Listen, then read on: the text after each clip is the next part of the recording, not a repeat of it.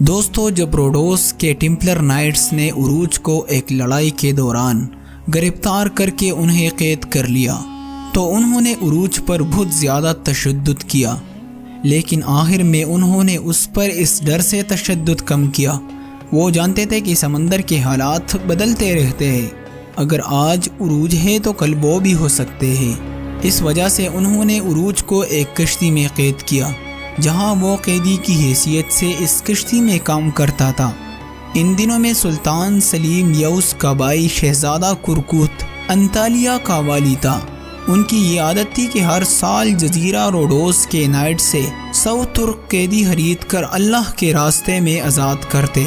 اس سال انہوں نے اپنے ایک نائب کو روڈوس قیدیوں کا فدیہ ادا کرنے کے لیے بھیجا، تو روڈوسیوں نے قیدیوں کی چانٹی کی اور انہیں اس نائب کے سپرد کر دیا۔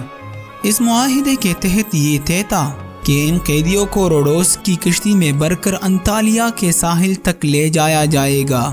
عروج کی قیمت کے پیش نظر روڈوسیوں نے اسے ان 100 قیدیوں میں شامل نہیں کیا جنہیں آزاد کرنا تھا، لیکن عروج کی خوش قسمتی یہ تھی کہ قیدیوں کو منتقل کرنے کے لیے اس کشتی کا انتخاب کیا گیا جس پر عروج قید تھا۔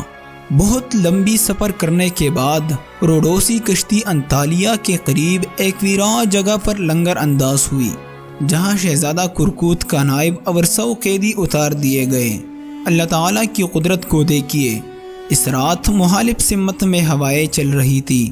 روڈوسیوں نے اس کی وجہ سے صبح کا انتظار کرنے کا فیصلہ کیا، پھر جہاز سے چھوٹی کشتی اتاری اور مچھلی کے شکار کے لیے نکل پڑے۔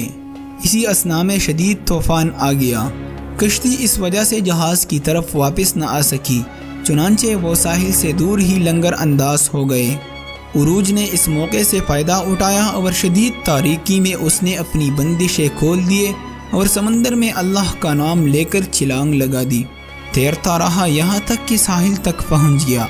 ساحل پر پہنچ کر اس نے سجدہ شکر ادا کیا اور پھر پیدل سفر شروع کر دیا۔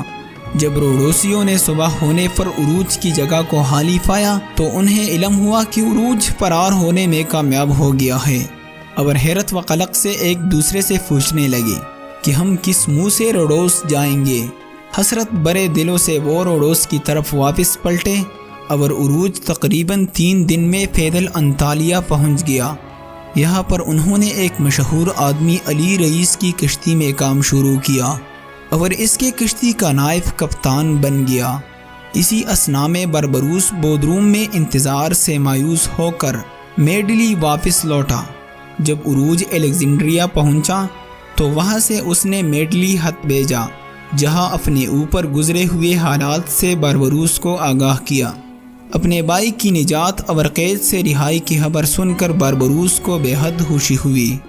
تو دوستو، عروج اپنے انتقام کے لیے بربروس کے ساتھ مل کر روڈوس پر حملہ کرے گا یا وہ روڈوس کے سمندر میں ٹیمپلر نائٹس کے لیے گات لگائے گا؟ آخر ہوگا کیا؟